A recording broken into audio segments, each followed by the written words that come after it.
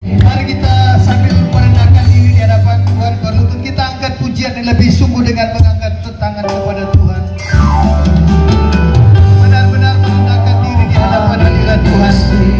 Pelayanan bukan hanya sekedar melayani dan pelayanan, tetapi tidak ada kebenaran cuma di hadapan Tuhan. Benar-benar sungguh-sungguh melayani Tuhan. Segala persiapan di hadapan Tuhan.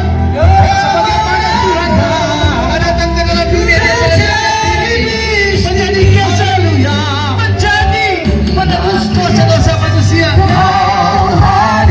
Angkat semua tanganmu dan rasakan kuasa mujizat Tuhan ternyata pada saat ini. Angkat tanganmu, rasakan hadirat Tuhan, rasakan. Kau kata di sini.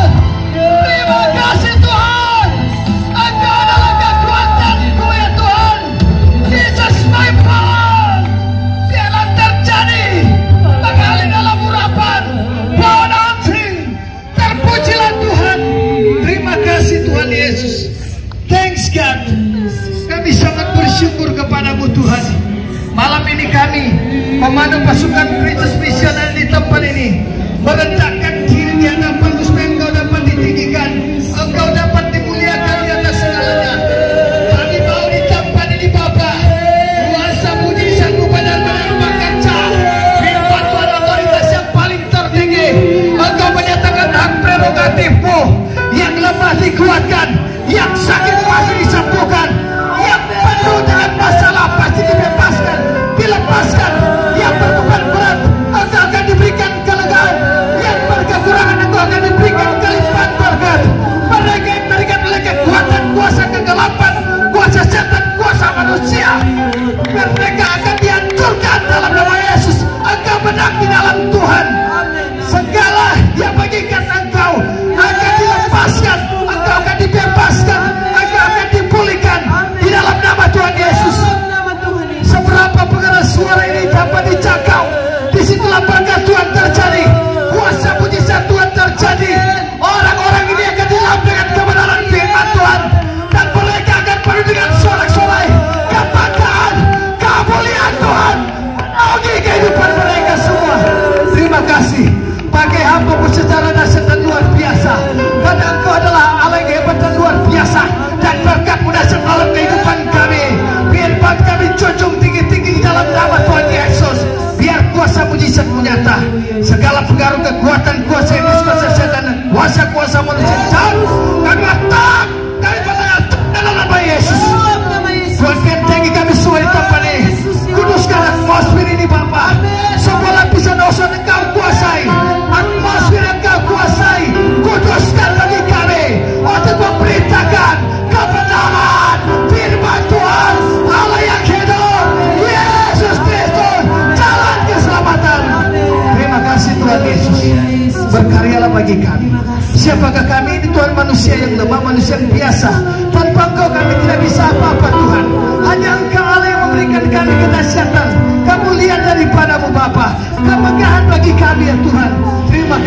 Tuhan. Kami siap membaca dan merenungkan kebenaran firman Tuhan. Di dalam berkat nama Tuhan Yesus, sebelum kita membaca merenungkan firman Tuhan dan mendengarkannya, mari sama-sama kita katakan amin. Beri kemuliaan bagi Tuhan kita Yesus Kristus. Baiklah, saya akan membaca dengan penerangan yang terbatas, tapi saya yakin percaya Tuhan memberikan kita hikmat untuk bagaimana menggunakan akal, budi, kebijaksanaan untuk bisa melakukan segala sesuatu. Saya rindu membaca di dalam 1 Yohanes 4 ayat 1 dan yang ke-6. Jadi sekali lagi 1 Yohanes pasal 4 ayat 1 dan sampai ayat yang ke-6. Roh Allah dan roh antikristus. Ayat 1. Saudara-saudaraku yang kekasih, janganlah percaya akan setiap roh, tetapi ujilah roh-roh itu, apakah mereka berasal dari Allah. Sebab banyak nabi-nabi palsu yang telah muncul dan pergi ke seluruh dunia. Demikianlah kita mengenal roh Allah. Setiap roh yang mengaku bahwa Yesus Kristus telah datang sebagai manusia berasal dari Allah. Dan setiap roh yang tidak mengaku Yesus tidak berasal dari Allah. Roh itu adalah roh antikristus, dan tentang dia telah kamu dengar bahwa ia akan datang, dan sekarang ini ia sudah ada di dalam dunia. Kamu berasal dari Allah, anak-anakku, dan kamu telah mengalahkan nabi-nabi palsu itu. Sebab roh yang ada di dalam kamu lebih besar daripada roh yang ada di dalam dunia. Mereka berasal dari dunia, sebab itu mereka berbicara tentang hal-hal duniawi, dan dunia mendengarkan mereka. Kamu berasal dari Allah. Barang siapa mengenal Allah, ia mendengarkan kami. Barang siapa tidak berasal dari Allah, ia tidak mendengarkan kami. Inilah tandanya roh kebenaran dan roh yang menyesatkan. Yang sangat memberkati saya di tempat ini 1 Yohanes 4 dalam pembacaan tadi, 1 Yohanes 4 ayat 4 bagian B. Sebab roh yang ada di dalam kamu lebih besar daripada roh yang ada di dalam dunia. Tepuk tangan bagi Tuhan. Roh Allah yang ada pada kalian semua lebih besar daripada roh yang ada di dalam dunia. Roh-roh dalam dunia, keduniawian, tidak ada apa-apa. Mereka tidak berkuasa. Yang berkuasa, yang maha kuasa adalah roh Tuhan yang ada bagi kita semua. Haleluya. Tuhan luar biasa. Tuhan sangat kencang memberikan inspirasi ini, memberikan kita kekuatan, kedahsyatan, agar supaya kita berjalan dalam roh dan kebenaran. Kalau pada waktu minggu lalu saya ada di tempat ini, saya menyampaikan tentang berkat dan kutuk. Berkat itu adalah sukacita, damai sejahtera, dan berbicara surgawi. Tetapi neraka itu berbicara maut, berbicara dosa, sin to the hell, ya. Dosa itu ke neraka. Sedangkan kekudusan itu adalah bagian daripada kerajaan sorga. Dan pada saat ini saya rindu membacakan, dan kita sudah baca tentang antikristus itu, ya. Kalau dalam pendahuluan, ya, bagaimana yang sudah disampaikan oleh Waseng tadi, Bapak Arthur Malonda, dia sedang kerap kali ada di tempat ini. Dia menikmati dosanya begitu puas, ya. Kemudian penikaman terjadi, pembunuhan terjadi, segala macam dosa ada kepada Bapak Arthur Malonda. Ini hal yang luar biasa. Tetapi sekarang Tuhan boleh ubahkan, Tuhan boleh pulihkan, dan menjadi kesaksian bahwa hal-hal itu tidak benar. Saya mau katakan, itulah tanda-tanda daripada antikristus. Antikristus itu berbicara tentang 36, ya, berbicara tentang 666, angka 66 itu adalah lambang daripada antikris.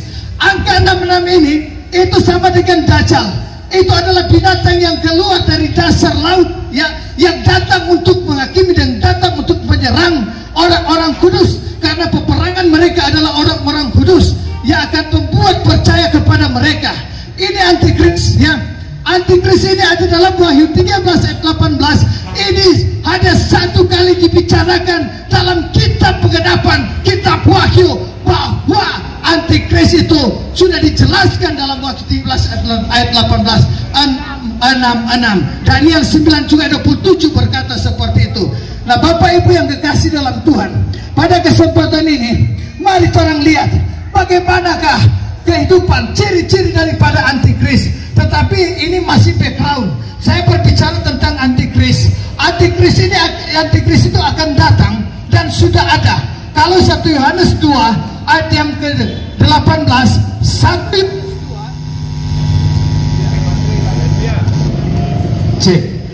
Yohanes 2 ayat 18, firman Tuhan berkata, anak-anakku, hari ini adalah hari yang terakhir.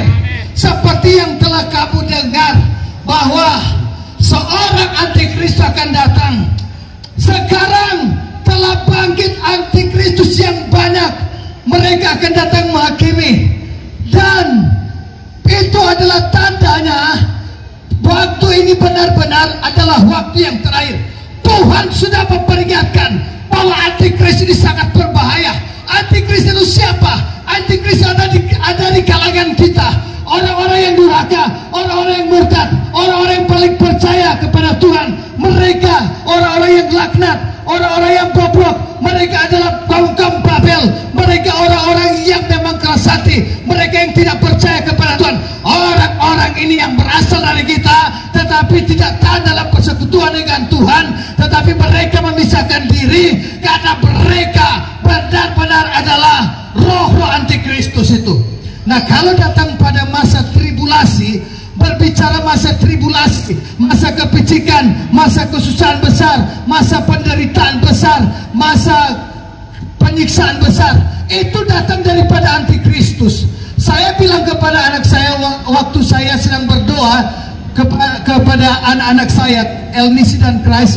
Kemudian Christ saya katakan bahwa antikris itu, kalau orang tidak percaya kepada Tuhan, dia akan mau cabut Christ di mata, mau tanya, mau menyangkal Yesus atau mengikut kamu, mengikut kami antikris.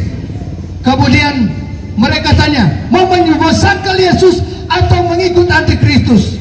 Kalaupun dia benar-benar mau ikut Kristus tapi dalam keadaan sudah terlambat, kalau dia berkata saya tetap ikut Kristus, kemudian kakinya dipotong. Ketika dia mau sangkal lagi, tangannya dipotong, semua disiksa. Kalau dia sudah dalam keadaan sekarat, memang betul-betul tidak main-main antikristus ini. Paling dia hanya berserah, ya saya mau ikut antikristus.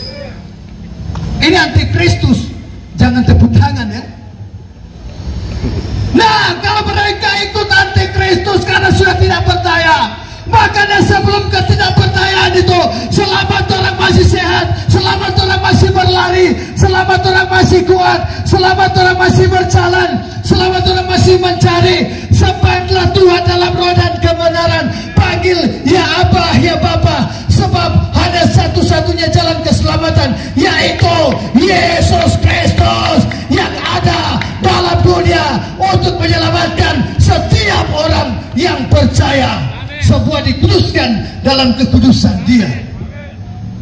Oleh sebab itu, saya melihat di sini ya, sesuai dengan apa yang Tuhan taruh, roh antikristus itu nabi-nabi palsu, orang-orang pelawan, pembangkang, ya, orang-orang pendusta.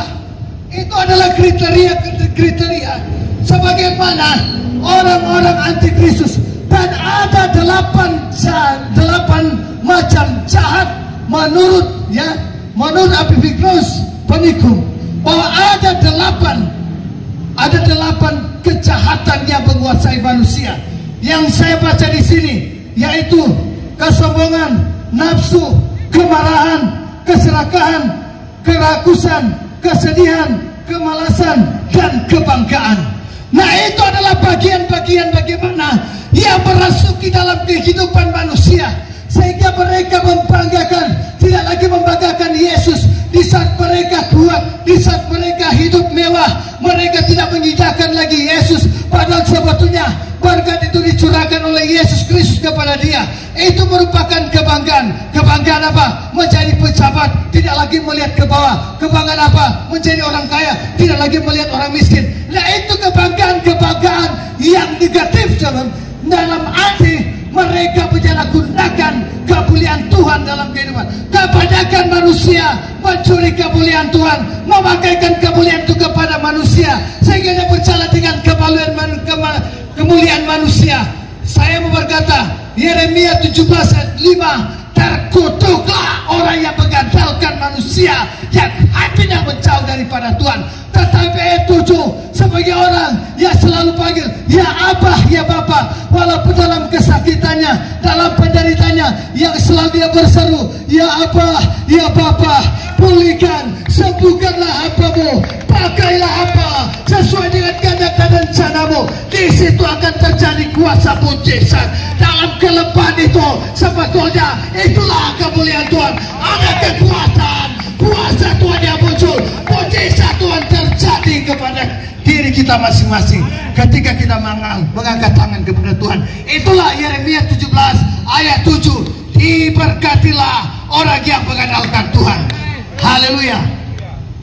Jika pujian berkata, diberkatilah orang yang mengandalkan Tuhan, diberkatilah orang yang mengandalkan Tuhan, dan seterusnya. Betapa berbahagia, betapa sejahteranya kita ketika kita mengandalkan Tuhan. Saya dan percaya Antikristus tidak akan menguasai kalau kita selalu hidup dalam firman, kalau kita selalu ada dalam ibadah, kalau kita selalu ada dalam berlutut, berdoa, berserah kepada Tuhan. Yakin dan percaya segala persoalan akan terlepaskan. Yakin dan percaya setiap sakit penyakitmu akan terlepaskan. Yakin dan percaya engkau akan dipulihkan. Lumpung-lumpung dapur-dapurmu akan dipenuhkan oleh Tuhan. Ekonomimu akan dipulihkan oleh Tuhan, akan dicukupkan, akan dibuat kelimpahan. Sebab Tuhan datang untuk memberikan kelimpahan kepada sebuah orang yang percaya. Kopassus Mission tidak digaji, tidak digaji, hanya oleh karena dasar hati dan kerendahan hati mau datang untuk melayani. Ya puji Tuhan kalau ada yang tergerak untuk membantu, puji Tuhan. Tetapi kami tidak minta-minta. Kami punya BCA, kami punya Bank Sentral Allah.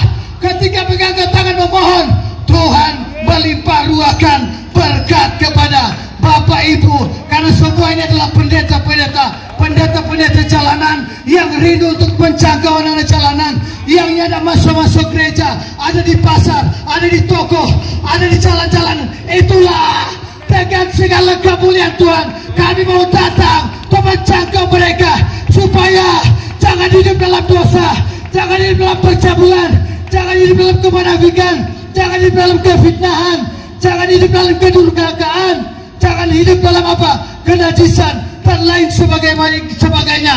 Jangan hidup dalam main togel, main judi, main perempuan, untuk selingkuh dengan istri orang, selingkuh dengan suami orang. Itulah yang saya katakan, itulah hari-hari terakhir Antikristus. Mereka mental Antikristus. Tetapi mari kita pakai Filipi 2 ayat yang 5. Hendaklah kamu dalam hidupmu menaruh pikiran dan perasaan yang terdapat juga dalam Kristus Yesus. Artinya untuk menyandingkan kehidupan kita bahwa kita itu adalah karakter Allah, munculkan karakter Kristus dalam hidup kita. Bapak Ibu, minggu lalu orang-orang bergantian datang di tempat ini didoakan, ya, didoakan mereka berbagai macam pergumulan. Mereka ada yang sakit, bahkan dalam 2 minggu terakhir ini ada 2 orang yang datang tidak berjalan, tetapi puji Tuhan dengan kesatuan, dengan unity, Kopassus Mission, dengan segala kehendak Tuhan, turun tangan, campur tangan, sehingga anak-anak boleh bisa berjalan. Puji Tuhan, luar biasa, di mana Allah menyatakan prerogatif. Allah menyaksikan kepada Kopassus Mission bahwa kamu adalah pelayan yang luar biasa, yang tidak digaji, tapi Tuhan sudah menyediakan berkat yang luar biasa. Saya kira percaya Bapak Ibu yang ada di tempat ini, baik pengendara, pejalan kaki, pedagang yang ada, Kami hanya mengangkat tangan meletakkan berkat. Diberkatilah mereka semua di dalam nama Tuhan Yesus Kristus. Tuhan adalah juru selamat dalam kehidupan mereka semua. Dan banyak orang masalah ekonomi, masalah keluarga, mereka tidak lagi datang karena mereka sudah menikmati mujizat Tuhan. Mereka sudah menikmati kuasa Tuhan. Oleh dan sebab itu, Bapak Ibu jangan malu-malu ketika Anda rindu untuk didoakan. Banyak pendeta-pendeta hamba Tuhan akan mengangkat tangan dan mengurapi, akan datang mendoakan kalian semua di tempat ini. Yang rindu untuk didoakan, silakan mengambil tempat, maju di tempat itu dan sebentar. Tetapi kita mau lanjut dengan firman bahwa antikristus tidak akan menaungi kita. Antikristus tidak akan pernah menyiksa kita, karena kita ada dalam keadaan penyingkiran. Kita bersama-sama dengan Tuhan. Ya, kita tidak ada pada masa tribulasi, kita tidak ada pada masa kepicikan, masa kesusahan besar, kesesakan besar yang sangat luar biasa, betul-betul menekankan. Tetapi kita sebagai orang yang percaya, bebas, bebas, bebas. Ku mau bebas, bebas. Oleh karena Tuhan ada dalam kehidupan kita. Jangan pernah ragu, jangan pernah bimbang untuk mengikut Yesus. Kalau engkau sakit, engkau dalam keadaan susah, angkat tangan, menyembah kepada Tuhan, berdoa kepada Tuhan, yakin dan percaya Tuhan akan turun tangan, Tuhan akan campur tangan, Tuhan akan memberikan segala pemulihan dalam kehidupan kamu, apapun yang kamu alami. Ada yang sakit di sini, kita akan doakan. Ya, ada yang problem keluarga, kita akan doakan. Ada akar pahit di sini, kita akan doakan. Semua akan dipulihkan. Ekonomimu akan dipulihkan. Pedagang-pedagang semua akan dipulihkan. Yang percaya Yesus Kristus Tuhan adalah juru selamat. Sebab Yohanes 14:6 berkata, akulah jalan dan kebenaran dan hidup. Tidak ada seorang pun yang datang kepada Bapa tanpa melalui aku. Sebagai inti Injil 1 Korintus 15 ayat 3 dan 4, Rasul Paulus berkata, sebab yang sangat penting telah kusampaikan kepadamu, bahwa Kristus datang untuk menebus dosa-dosa manusia sesuai dengan kitab suci, bahwa ia telah mati, dikuburkan sesuai dengan kitab suci, dan bahwa ia dibangkitkan pada hari yang ketiga sesuai dengan kitab suci. Itulah Yesus sebagai Tuhan, sebagai Bapa, sebagai Allah. Dia tidak mati selamanya, tetapi hari ketiga apa? Dia bangkit, dia melayani selama 40 hari, menyatakan kesaksian bahwa saya hidup, saya memberikan berkat, bahwa setiap orang yang mengikut aku, mereka tidak akan mati, melainkan mereka akan hidup selama-lamanya. Itulah pekerjaan master plan daripada Allah Bapa kepada Allah Anak Tunggal Yesus Kristus itu sendiri. Karena pada mulanya adalah firman, firman itu adalah Allah dan menjadi manusia. Itulah Yesus Kristus sebagai manusia sejati. Dengan program dia datang menyelamatkan. Kalau orang sudah diselamatkan, jangan lagi orang ulang-ulang berbuat dosa. Ya, jangan adalah penipu-penipu, pencuri-pencuri, pencabul-pencabul, pemerkosa-pemerkosa, pembahugal-bahugal, togel-togel. Semua akan dihancurkan, ditunggang-langgarkan oleh Yesus Kristus. Ingat Sodom dan Gomora, ya, terjadi berbagai macam dosa di sana. Tuhan bumi hanguskan Sodom dan Gomora. Sebelum kita menjadi Sodom dan Gomora, mari orang semua bertobat. Matius 3:2, bertobatlah sebab kerajaan surga sudah dekat. Jangan memalingkan telingamu kepada kebenaran firman Tuhan. Jangan menutup hatimu, pikiranmu kepada firman Tuhan. Tetapi diberkatilah engkau yang mendengarkan baik-baik firman-Ku, dan engkau akan hidup kekal sampai selama-lamanya. Puji Tuhan, saya bisa kenal dengan Pendeta Arthur Malonda, ya, luar biasa pelayanan yang dipakai, ya. Walaupun dia hanya mendengar, menyaksikan, kemudian datang untuk menjadi berkat juga di Kopassus Mission. Ini adalah hal yang luar biasa. Siapa saja yang mau tergabung, kami selalu terbuka, karena kami berbicara tentang gereja. Gereja itu adalah pribadi kita sendiri. Gereja dalam bahasa Yunani itu eklesia, ek dan kaleo, dipanggil dari kegelapan menuju kepada terang yang ajaib. Gereja bukan gedungnya, tapi gereja adalah pribadi pribadi kita benar-benar menerima Yesus Kristus sebagai Juru Selamat, gereja harus memberitakan Injil. Oleh sebab itu, Kopassus Mission ini mempunyai 5 visi, ya, itu 1 visi dan 5 misi. Oleh sebab itu 5 PM to 1 vision. Apa itu? Ya, dalam arti kalau visi Kisah Para Rasul 1 ayat 8, Maturia siap menjadi saksi Kristus. Sedangkan misi kami ambil dalam Matius 28 ayat 9 sampai 20. Ya, pertama itu ya adalah yang mengatakan matetes pemuritan, itu yang pertama. Yang kedua itu adalah didaskalia, pengajaran. Kemudian ketiga baptiso, pembaptisan. Kemudian poimenika, pengebalaan, dan apostolos, pengembangan gereja. Gereja itu adalah kita, bukan gereja secara gedung yang mewah-mewah. Semua gereja gedung yang mewah-mewah itu akan hancur lulu lantang. Tetapi gereja Tuhan, pribadi kita akan diangkat dalam kemuliaan Yesus Kristus dalam kerajaan surga. Jagalah baik-baik, tubuh kita itu adalah bait Allah, tubuh kita adalah bait Roh Kudus. Jangan berani-berani cembarkan dengan kutuk dosa, karena Tuhan sudah membebaskan kita dari kutuk dosa. Tuhan sudah melepaskan kita dari kutuk dosa. Oleh dan sebab itu, Kopassus Mission DPD ada di Pasar 45, dan puji Tuhan, pemerintah yang ada di Kota Manado tetap memberikan izin bagi kami untuk mengabarkan kabar baik Yesus Kristus sebagai Juru Selamat. Saya yakin dan percaya pemerintah Kota Manado akan selalu diberkati, baik gubernur, wakil gubernur, wali kota, bupati se-Sulawesi Utara pasti akan diberkati. Oleh karena pemerintah membuka lebar-lebar pelayanan penginjilan. Untuk apa? Supaya banyak orang bertobat. Kami datang ke Kopassus Mission untuk memberikan pencerahan, untuk memberikan pemulihan, supaya kami bisa membantu dalam keadaan Kamtibnas, ya.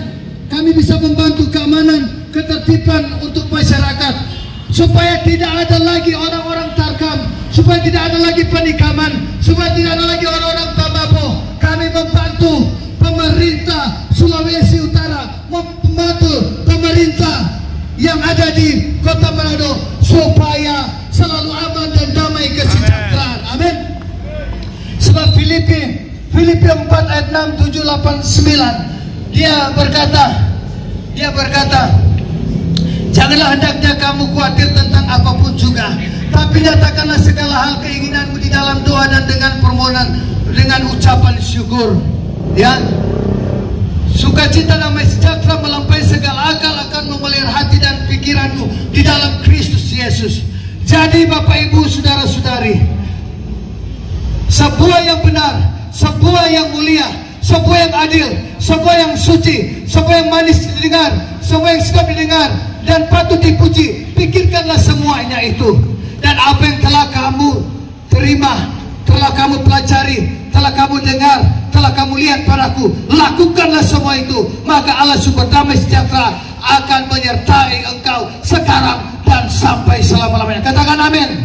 Dan yang terakhir, Wahyu 3 ayat yang ke-13, siapa yang bertelinga hendaklah ia mendengarkan apa yang dikatakan Roh kepada jemaat-jemaatnya.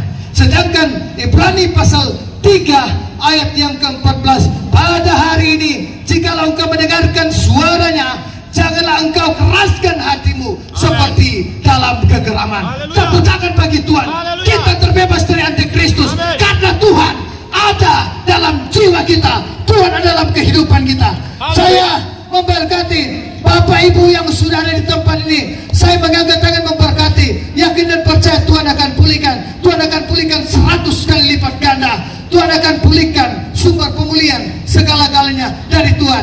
Semua yang duduk di sini, kami berdoa, semua yang melihat, semua yang menonton, diberkati, diimpartasi, dijamah oleh Tuhan, dilawati oleh Tuhan. Kuasa Tuhan terjadi di tempat ini. Haleluya. Saya mengundang